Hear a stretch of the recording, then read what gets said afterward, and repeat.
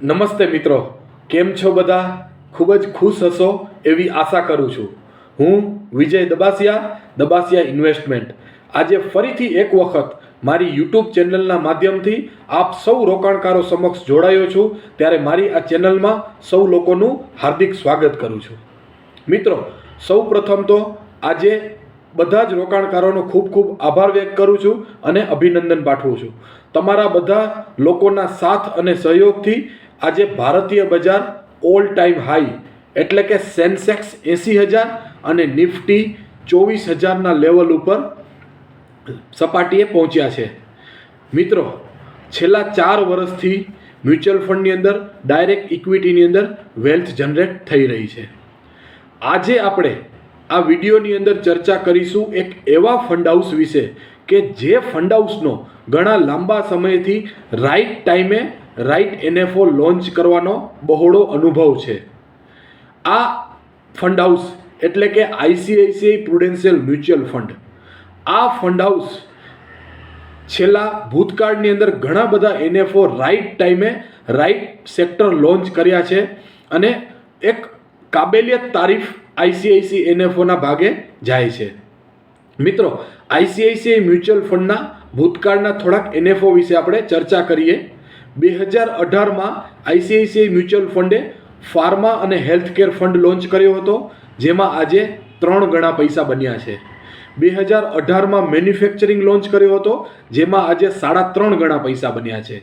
2019માં India opportunity fund launch કર્યો હતો, જેમાં અત્યારે 3 ગણા પૈસા બન્યા છે. 2019માં એક ભારત કન્ઝપ્શન એનએફઓ લોન્ચ કર્યો હતો, જેમાં આજે 2.5 ગણા પૈસા બન્યા છે. 2019માં કોમોડિટી એનએફઓ આઈસીઆઈસી મ્યુચ્યુઅલ ફંડે લોન્ચ કર્યો હતો, જેમાં આજે માત્ર 4 થી 5 વર્ષના ટૂંકા સમયગાળામાં 4 ગણા પૈસા બન્યા છે. 2021માં આઈસીઆઈસીઆઈ મ્યુચ્યુઅલ ફંડે બિઝનેસ સાયકલ અને ફ્લેક્સી ફંડ લોન્ચ કર્યા હતા, જેમાં આજે 3 વર્ષના ટૂંકા ગાળામાં બમણા પૈસા રોકાણકારોના થયા છે. 2022માં આઈસીઆઈસીઆઈ એક શોર્ટ ટર્મનો કોલ એનએફઓ આપેલો હતો, જે ICICI Prudential PSU equity fund, જેમાં આજે 1.5 વર્ષના ટૂંકા સમયગાળામાં 2 ગણા પૈસા બન્યા છે. એના બાદ આઈસીઆઈસીઆઈ 2022માં ટ્રાન્સપોર્ટેશન અને લોજિસ્ટિક ફંડ લોન્ચ કર્યો હતો, જેમાં આજે 2 ગણા પૈસા છે. લાસ્ટ 15 મહિના પહેલાં એટલે કે 2023માં ઇનોવેશન ફંડ લોન્ચ કર્યો હતો, જ્યારે બજાર ઓલ ટાઈમ હાઈ હતું, છતાં પણ આજે એ 1.5 વર્ષના ટૂંકા સમયગાળામાં 10 રૂપિયાની એનએવી 17 રૂપિયા થઈ છે, એટલે કે 1.7 ગણા પૈસા આઈસીઆઈસી ઇનોવેશન એનએફઓમાં બન્યા છે. આજે આપણે એક એવા એનએફઓ વિશે ચર્ચા કરીશું જે 15 મહિનાના લાંબા સમયગાળા બાદ આ એનએફઓ વર્તમાનમાં આવ્યો છે અને આઈસીઆઈસી પ્રુડેન્શિયલ મ્યુચ્યુઅલ ફંડ દ્વારા ચાલી રહ્યો છે. આ એનએફઓનું નામ છે ICICI prudential energy opportunity fund. આ એનએફઓ શરૂ થયો છે 2 જુલાઈએ અને બંધ થશે 16 જુલાઈએ. મિત્રો, આ એનએફઓને 6 દિવસનો સમય વીતી ગયો છે. હવે માત્ર ને માત્ર રોકાણ કરવા માટે 9 દિવસનો સમય બાકી છે. આ 9 દિવસમાં આ એનએફઓને સમજવાનો છે, માહિતી માર્ગદર્શન બધું જાણવાનું છે, અને જો તમને યોગ્ય લાગે તો આ એનએફઓમાં તમે જરૂર રોકાણ કરી શકો છો. આ એનએફઓ 10 રૂપિયાની એનએવી સાથે મળશે. મિત્રો, આજના આ વિડીયોમાં આપણે યુનિક ચર્ચા એ કરીશું કે આ એનએફઓ અત્યારે right time right sector right ટાઈમે રાઈટ ક્ષેત્રને લઈને આવ્યો છે. મિત્રો, ફરીથી એક વખત 2 હાથ જોડી વિનંતી કરું છું કે આ એનએફઓમાં વિડીયોની અંદર એક શબ્દને ધ્યાનથી એકાગ્ર મગજથી સાંભળજો. જો તમને રોકાણ ન કરવું હોય તો પણ આ વિડીયોને અંત સુધી જોજો, અને તમને આ વિડીયો તમારા માઇન્ડસેટમાં ગોઠવાય તો તમે જરૂર આ એનએફઓમાં રોકાણ કરજો, કેમ કે આવનારા 10 વર્ષની અંદર આ થીમ ખૂબ જ ગ્રો કરવા જઈ રહી છે.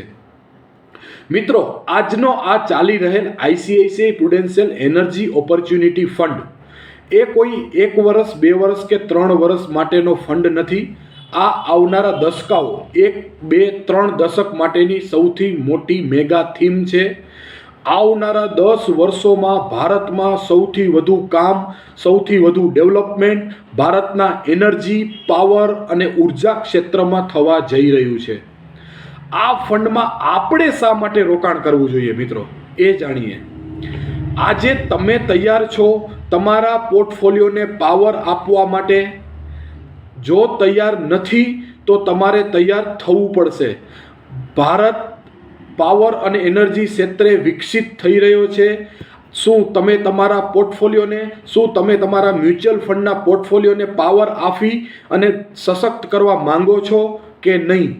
જો માંગતા હો, જો તમારો જવાબ હા હોય તો આ વિડીયોને ધ્યાનથી અંત સુધી વ્યવસ્થિત સાંભળજો અને પછી જ રોકાણ કરવું કે નહીં એ ડિસિઝન લેજો.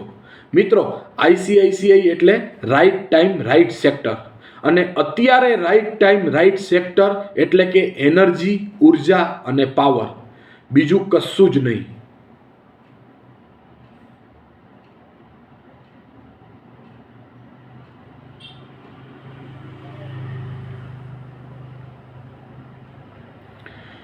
મિત્રો, ભારતમાં એક પણ ભારતીય વ્યક્તિને એનર્જી વગર, ઉર્જા વગર, પાવર વગર, ઇલેક્ટ્રિસિટી વગર એક પણ મિનિટ ચાલતું નથી.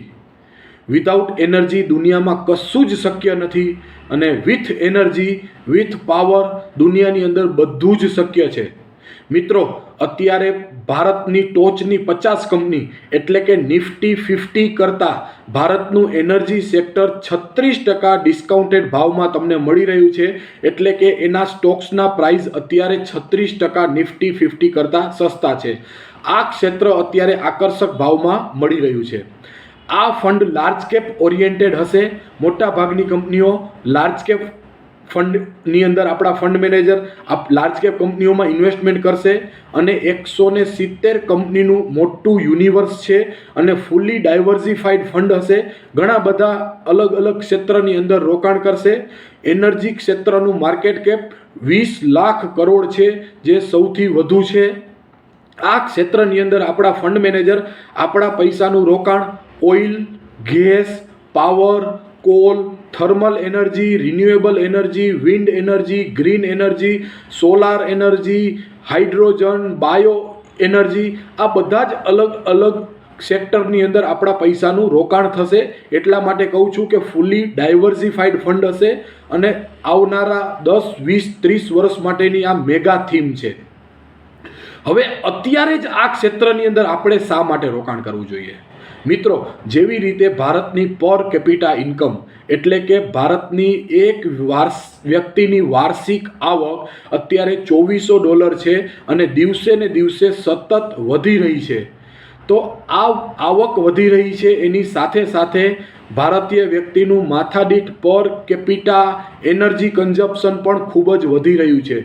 એટલે કે ઈચ એન્ડ એવરી પર્સન, એક વ્યક્તિને એનર્જીનું ખૂબ જ કન્ઝપ્શન કરી રહ્યા છે, અને એ આવનારા સમયની અંદર ખૂબ જ વધી રહ્યું છે. ભારતમાં તો લોકો એક સ્માર્ટફોનની જગ્યાએ 2-3 સ્માર્ટફોન રાખે છે. આ સ્માર્ટફોન ક્યારે ચાલશે? જો એમાં ચાર્જિંગ હશે, એટલે કે ઇલેક્ટ્રિસિટી, ઉર્જા દ્વારા એને ચાર્જ કરેલું હશે તો. મિત્રો, 150 કરોડના દેશમાં 112 કરોડ સ્માર્ટફોન સબસ્ક્રાઈબર છે. આ ફોનને રોજ રાત્રે ચાર્જ થવા માટે ઇલેક્ટ્રિસિટી જોઈએ છે, અને હજુ આ આંકડા દિવસે ને દિવસે ભારતમાં વધવાના છે. મિત્રો, આ ક્ષેત્રની આપણે ભૂતકાળની વાત કરીએ તો ભૂતકાળમાં જે 2003 થી 2007માં જે તેજી આવી હતી, એ તેજીમાં સૌથી વધુ શ્રેષ્ઠ પ્રદર્શન એનર્જી સેક્ટરે કરેલું હતું. એટલે કે 2005 થી 2008 માત્ર 2.5 વર્ષના ટૂંકા સમયગાળામાં આ પાવર સેક્ટરે 161% એટલે કે 161% વાર્ષિક CAGR વળતરો આપ્યા હતા. અને ત્યાંથી લઈને અત્યાર સુધી એટલે કે 2009 થી 2024 આજ સુધીના એનર્જી સેક્ટરના વળતરો વાર્ષિક 10.38% રહ્યા છે, જે ખૂબ જ ઓછા છે. અત્યારે એનર્જી સેક્ટરનો PE એટલે કે પ્રાઇસ ટુ અર્નિંગ 13.8 છે, એટલે કે 13.8. એટલા માટે જ કહું છું કે આ પાવર સેક્ટર અત્યારે સસ્તા ભાવમાં આપણને મળી રહ્યું છે. મિત્રો, આ સેક્ટરની અંદર સૌથી વધુ ઓપોર્ચ્યુનિટી ક્રિએટ કેવી રીતે થશે? અત્યારે સૌથી વધુ લોકો ગૂગલની જગ્યાએ ચેટ જીપીટીનો ઉપયોગ કરી રહ્યા છે. આ ચેટ જીપીટીને સર્ચ કરવામાં ગૂગલ કરતાં 4 ગણી વધુ એનર્જીની જરૂર પડે છે. મિત્રો, ભારતમાં પાવરની માંગ ખૂબ જ વધી રહી છે અને પુરવઠો ઘટી રહ્યો છે. પાવર એનર્જીની ડિમાન્ડ વધી રહી છે, એની સામે આપણી પાસે ઇલેક્ટ્રિસિટી સ્ટોરેજ ખૂબ જ ઓછો છે. આ પુરવઠો ભવિષ્યમાં ગ્રીન અને રિન્યુએબલ એનર્જી દ્વારા પૂરો પાડી શકવાની પૂરેપૂરી સંભાવનાઓ છે. સોલાર, વિન્ડ, હાઇડ્રોજન અને બાયો એનર્જીથી જ આ કામ આપણને ભવિષ્યમાં ચલાવવું પડશે. તો હું બે હાથ જોડીને નમ્ર અપીલ કરું છું કે સૌથી વધુ રોકાણકારો આ પાવર એનર્જી થીમને સમજી અને રોકાણ કરે, જેથી કરીને આપણે આપણા પોર્ટફોલિયોને પાવર અને એનર્જી આપી અને સશક્ત બનાવી શકીએ અને ભારતની સૌથી મોટી થીમની સામે આપણે આપણા પોર્ટફોલિયોની અંદર એનો લાભ લઈ શકીએ. મિત્રો, શા માટે પાવર અને એનર્જીની માંગ વધી રહી છે અને આ ક્ષેત્રમાં શા માટે ભવિષ્યમાં સારો ગ્રોથ જોવા મળશે? એના 3 થી 4 મુખ્ય પેરામીટરો છે. આ 3 થી 4 ફેક્ટર છે જે ખૂબ જ ઇમ્પોર્ટન્ટ છે. વધતી જતી વસ્તી. આવનારા 60 વર્ષ સુધી ભારતની વસ્તી હજુ પણ વધવા જઈ રહી છે. સૌથી વધુ ઇલેક્ટ્રિક ઉપકરણ, સૌથી વધુ ઇલેક્ટ્રિક ગેજેટ્સ સાધનોની ખરીદી થઈ રહી છે. સૌથી વધુ ઇલેક્ટ્રિક વાહનોનું વેચાણ થઈ રહ્યું છે. તો આ બધી વધતી વસ્તી સૌથી વધુ સાધનો ખરીદશે અને આ બધા જ સાધનોને એક્શનમાં લાવવા માટે, એટલે કે શરૂ કરવા માટે ઇલેક્ટ્રિસિટીની રિક્વાયરમેન્ટ ખૂબ જ વધવાની છે. મિત્રો, આ વર્ષે આ ઉનાળાની આપણે વાત કરીએ તો બજારમાં લોકો એવી વાત કરી રહ્યા છે કે કેટલી એસી ફિટ કરાવી. આ ઉનાળામાં અતિ ટેમ્પરેચર ઉપર ગયું હતું અને સૌથી વધુ ગરમી આપણને જોવા મળી હતી. તો બજારની અંદર લોકો એવી વાત કરી રહ્યા છે કે કેટલી એસી ફિટ કરાવી. લોકોએ એક સાથે 3, 4, 5 એસી એક જ મકાનની અંદર, એક જ હાઉસની અંદર ફિટ કરાવી છે. જે 10 વર્ષ પહેલાં જ્યારે ઘરમાં એન્ટ્રી થતી એસીની, ત્યારે એક એસીની એન્ટ્રી થતી, થોડા સમય બાદ બીજી એસી આવતી અને થોડા સમય બાદ ત્રીજી, ચોથી કે પાંચમી એસી આવતી. અત્યારે લોકો બલ્કની અંદર એસી ખરીદી રહ્યા છે, કેમ કે ભારતની પર કેપિટા ઇન્કમ વધી રહી છે, લોકોના અર્નિંગ્સ વધી રહ્યા છે, લોકોના પ્રોફિટ વધી રહ્યા છે અને લોકો પાસે આ લક્ઝરિયસ એટલે કે ડિસ્ક્રિશનરી સ્પેન્ડ પાછળ પૂરતા પૈસા છે. તો સૌથી વધુ લોકો આ ખર્ચ કરી રહ્યા છે, જે 10 વર્ષ પહેલાં થતો ન હતો. મિત્રો, પહેલાંના દિવસની અંદર આપણે વાત કરીએ, આજથી 10 વર્ષ પહેલાંની વાત કરીએ તો ઘરમાં વોશિંગ મશીન ક્યારે આવતું કે જે વોશિંગ મશીન જે વ્યક્તિ ઘરની અંદર કપડાં ધોતા, કે જે વ્યક્તિ ઘરની અંદર ફિમેલ જે કપડાં ધોતા હતા એની એજ વધતી જતી, એની ઉંમર વધતી અથવા તો એનું શરીર કપડાં ધોવા સાથ ના આપતું, ત્યારે ઘરની અંદર એસીની એન્ટ્રી થતી હતી. અને આજે કામ નથી, આપણી પાસે પુષ્કળ સમય નથી તો આપણે કપડાં ધોવાની અંદર વ્યર્થ સમય બગાડવો એટલા માટે આપણે વોશિંગ મશીન ખરીદી રહ્યા છીએ. અને અત્યારે 10 વર્ષ પહેલાં વોશિંગ મશીન હોવું લક્ઝરિયસ વાત હતી અને આજે ઘરે ઘરે વોશિંગ મશીન છે, એટલે કે નેસેસિટી થઈ ગઈ છે. આનું એક જ કારણ છે ડેમોગ્રાફિક ડિવિડન્ડ. આનું એક જ કારણ છે લક્ઝરિયસ વસ્તુ પાછળ લોકોનો લગાવ. આની પાછળનું એક જ કારણ છે કે સૌથી વધુ પર કેપિટા ઇન્કમ વધી રહી છે, પ્રીમિયમાઇઝેશન. સૌથી વધુ લોકો પ્રીમિયમ વસ્તુની ખરીદી કરી રહ્યા છે. મિત્રો, ભારતના મેન્યુફેક્ચરિંગ સેક્ટરની પણ ક્ષમતા ખૂબ જ વધી રહી છે, એટલે ઉર્જાની માંગ ખૂબ જ વધી રહી છે. Electric train, plane, transportation, 2 wheeler, 4 wheeler, commercial vehicle, આ બધા જ વ્હીકલ માટે ફ્યુલ તરીકે એનર્જી જોઈએ છે. તો આ બધું જ આવનારા સમયની અંદર ખૂબ જ વધવાનું છે. મિત્રો, ઉર્જા, પાવર, એનર્જી ભારતના વિકાસમાં દશકાઓ સુધી અત્યાર સુધી ગેરહાજર હતું. આ એવી થીમ છે જે માર્કેટમાં વિકાસના મોડેલ તરીકે ઉભરી આવી છે. એનર્જી અને પાવર વગર ભારત વિકસિત થઈ શકે નહીં કોઈ પણ કારણોસર. મિત્રો, આપણે અત્યારે વાત કરીએ તો દુનિયાની રિન્યુએબલ એનર્જીની કેપેસિટી, એટલે કે પૂરા વિશ્વની આખી દુનિયાની રિન્યુએબલ એનર્જીની કેપેસિટી 560 ગીગાવોટ છે. આ કેપેસિટી 2022ની સરખામણીએ એટલે કે 2023માં 64 ગણી વધી છે. આટલું મોટું રિવોલ્યુશન, આટલું મોટું એનર્જી ક્ષેત્રે ક્રાંતિ આવી છે. અને 2030 સુધીમાં એટલે કે 6 વર્ષના ટૂંકા સમયગાળામાં આ 560 ગીગાવોટમાંથી 8000 ગીગાવોટ કરવાનું વિશ્વનું લક્ષ્ય છે, દુનિયાનો ટાર્ગેટ છે. વિશ્વ પણ અત્યારે ભારતને રિન્યુએબલ એનર્જી ક્ષેત્રમાં એક આત્મવિશ્વાસ સાથે લીડર સ્વરૂપે જોઈ રહ્યું છે. દુનિયાને પણ અપેક્ષા છે કે ભારત ગ્રીન એનર્જી અને રિન્યુએબલ એનર્જીના ક્ષેત્રની અંદર ખૂબ જ પ્રાથમિકતા આપે અને પ્રમુખ દેશ બને. મિત્રો, ભારતની ગવર્મેન્ટ પણ આવનારા 5 વર્ષોમાં સૌથી વધુ પાવર અને એનર્જી ક્ષેત્રે ખર્ચ કરી અને વિકાસના કામો કરશે. આખા વિશ્વને આવનારા દાયકા માટે એનર્જીનો સૌથી મોટો પડકાર છે. એટલે તો રાઈટ ટાઈમ, રાઈટ સેક્ટર. હું ફરીથી કહું છું, એનર્જી માટે યહી સમય હૈ, સહી સમય હૈ. મિત્રો, 1 મિનિટ પણ ભારતીય વ્યક્તિ લાઇટ, પંખા, ટ્યુબલાઇટ કે મોબાઈલની ચાર્જિંગ વિના રહી શકે એમ નથી. એક જ પરિવારની, એક જ ઘરની તમને વાત કરું તો 5 વ્યક્તિના ફેમિલી મેમ્બરની અંદર 3 થી 4 રૂમ હોય છે. એમાં કેટલું એનર્જીનું કન્ઝપ્શન જોઈએ છે. એક જ ફેમિલીની વાત કરું છું તો 3 એસી હોય છે, 3 થી 4 ટુ વ્હીલર, 1 થી 2 ફોર વ્હીલર, 1 થી 2 ટીવી, 1 વોશિંગ મશીન. જેટલા ઘરમાં મેમ્બર હોય એટલા મોબાઈલ, કિચનની અંદર મિક્સર, ઓવન, આ બધા કિચનના electric gadgets, fridge, motor, inverter, battery, geyser, solar panel, light, bulb, પંખા, આ બધું જ એક ફેમિલી અંદર પુષ્કળ માત્રામાં હોય છે. એક ફેમિલીનું કન્ઝપ્શન, એનર્જી કન્ઝપ્શન ખૂબ જ વધી રહ્યું છે.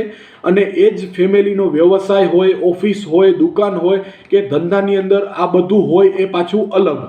એટલે કે એક વ્યક્તિને માથાદીઠ અને એક પરિવારને માથાદીઠ ખૂબ જ એનર્જીનું કન્ઝપ્શન ભવિષ્યની અંદર વધવા જઈ રહ્યું છે. એનર્જીની ડિમાન્ડ વધવા જઈ રહી છે તો સામે એનર્જીનો પુરવઠો પૂરતી માત્રામાં જોઈશે તો જ આ બધું વ્યવસ્થિત, આની સપ્લાય ચેન વ્યવસ્થિત ચાલશે. મિત્રો, આપણે આજે વાત કરીએ કે ભારતના એનર્જી સેક્ટરની. ભારતનો એનર્જી વપરાશ દુનિયાની એવરેજ કરતાં 3 ગણો છે, એટલે કે સૌથી વધુ છે. આવનારા 2 દાયકામાં 20 વર્ષમાં ઉર્જાની માંગ 25% વધુ વૃદ્ધિ પામવા જઈ રહી છે. એટલે કે 2 દાયકા પછી અત્યારે જે ઉર્જા એનર્જી આપણે જોઈએ છે એના કરતાં 25% વધુ જોઈશે. તો આપણા માટે સૌથી મોટો પડકાર છે કે પાવર અને એનર્જી ક્ષેત્રે ડેવલપમેન્ટ કરવું જ પડશે. મિત્રો, ભારત અત્યારે વિશ્વનું સૌથી મોટું 3જું એનર્જી માર્કેટ છે. 2050 સુધીમાં વૈશ્વિક સ્તરે સૌથી ઝડપથી વિકસતું ઉર્જા બજાર બનવાની સંભાવના છે. આગામી બજેટમાં પણ તમે જોશો કે ભારત સરકાર સ્ટ્રોંગ એનર્જી અને પાવર પ્રત્યેની સ્ટ્રોંગ પોલિસી લાવવા જઈ રહ્યું છે. અને એનર્જી અને પાવરના વિકાસ માટે જીએસટીમાં પણ રાહત આપવા જઈ રહ્યા છીએ, જે આગામી દિવસોમાં મને અને તમને જોવા મળશે.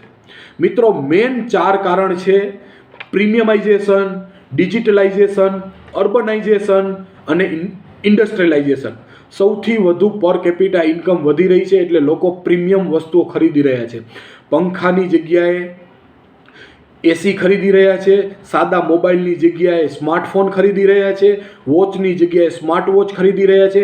જે આ બધી વસ્તુની અંદર સૌથી વધુ એનર્જીનું કન્ઝપ્શન થવા જઈ રહ્યું છે. ડિજિટલાઇઝેશન, લોકો બેંકની અંદર સૌથી ઓછા લોકો બેંકનો રૂબરૂ સંપર્ક કરી રહ્યા છે, ઓનલાઈન ટ્રાન્ઝેક્શન કરી રહ્યા છે. રાત્રે દિવસે ગમે ત્યારે ઓનલાઈન ટ્રાન્ઝેક્શન થઈ શકે છે. તો એ ઓનલાઈન ટ્રાન્ઝેક્શન ફોન, કમ્પ્યુટર કે લેપટોપ વિના શક્ય નથી. તો આ બધા ઇલેક્ટ્રોનિક ડિજિટલ ગેજેટ્સને આવનારા સમયની અંદર વધુ ને વધુ એનર્જી જોઈશે, એનર્જીનું કન્ઝપ્શન વધવાનું છે. તો ડિજિટલાઇઝેશનના લીધે પણ એનર્જીમાં ખૂબ જ મોટો પડકાર છે. અર્બનાઇઝેશન, સૌથી વધુ લોકો અત્યારે ભારતની અંદર રૂરલ તરફથી અર્બન તરફ જઈ રહ્યા છે. એટલે કે ગામડામાંથી શહેરીકરણ થઈ રહ્યું છે. ગામડામાંથી શહેરીકરણ થાય એટલે કે પ્રીમિયમાઇઝેશન, સૌથી પ્રીમિયમ લક્ઝરિયસ વસ્તુઓ ખરીદે એટલે સૌથી વધુ એનર્જીની જરૂર પડે. ઇન્ડસ્ટ્રીયલાઇઝેશન સૌથી વધુ હું અને તમે કહીએ છીએ કે ભારત આવનારા 5, 10, 15, 20 વર્ષની અંદર મેન્યુફેક્ચરિંગનું હબ બનશે. તો ઇન્ડસ્ટ્રી એટલે કે ફેક્ટરી કે કારખાનાને શરૂઆત કરવા માટે સૌથી પહેલાં પાવરની રિક્વાયરમેન્ટ રહેશે. જો પાવર જ નહીં હોય તો ભારત મેન્યુફેક્ચરિંગ સેક્ટરે અવ્વલ નંબર પર નહીં આવી શકે. જેથી આ બધા ફેક્ટર, જે 4 ફેક્ટર છે, પ્રીમિયમાઇઝેશન, ડિજિટલાઇઝેશન, અર્બનાઇઝેશન અને ઇન્ડસ્ટ્રીયલાઇઝેશન, આ આવનારા 4 ફેક્ટર એ ખૂબ જ માંગ એનર્જી ક્ષેત્રે આવનારા સમયની અંદર ઊભી કરવાના છે.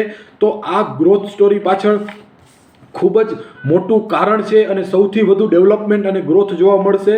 ખૂબ જ પોટેન્શિયલ ધરાવતું આ સેક્ટર છે. તો 2 હાથ જોડી લોકોને ફરી વિનંતી કરું છું કે તમામ રોકાણકારો પોતપોતાની સગવડ અને અનુકૂળતા પ્રમાણે આ સેક્ટરની અંદર રોકાણ કરે. કેમ કે અત્યારે જ આ સેક્ટર એક ખરાબ સમયમાંથી પસાર થઈ રહ્યું છે અને આ સેક્ટરનો PE એટલે કે પ્રાઇસ ટુ અર્નિંગ્સ, વેલ્યુએશન, ભાવ બધું ખૂબ જ સસ્તું છે અને આકર્ષક ભાવમાં મળી રહ્યું છે. તો અહીંયાથી આપણા પૈસા સારા બનવાની ખૂબ જ શક્યતાઓ અને સંભાવનાઓ રહેલી છે. હું ફરીથી અગ્રેસિવ વિનંતી કરું છું કે આ NFOમાં ફૂલ નહીં તો ફૂલની પાંખડી રૂપે જરૂર રોકાણ કરજો અને આપણને ખૂબ જ આવનારા 5 થી 10 વર્ષમાં આકર્ષક વળતરો મળી રહેશે. અત્યારે જે ભારત એનર્જી ક્ષેત્રે જે કામ કરી રહ્યું છે, એનર્જી ડેફિસિએટ થઈ રહી છે. એટલે કે માંગ કરતાં પુરવઠો ઓછો છે, માંગ કરતાં ઉત્પાદન ઓછું છે.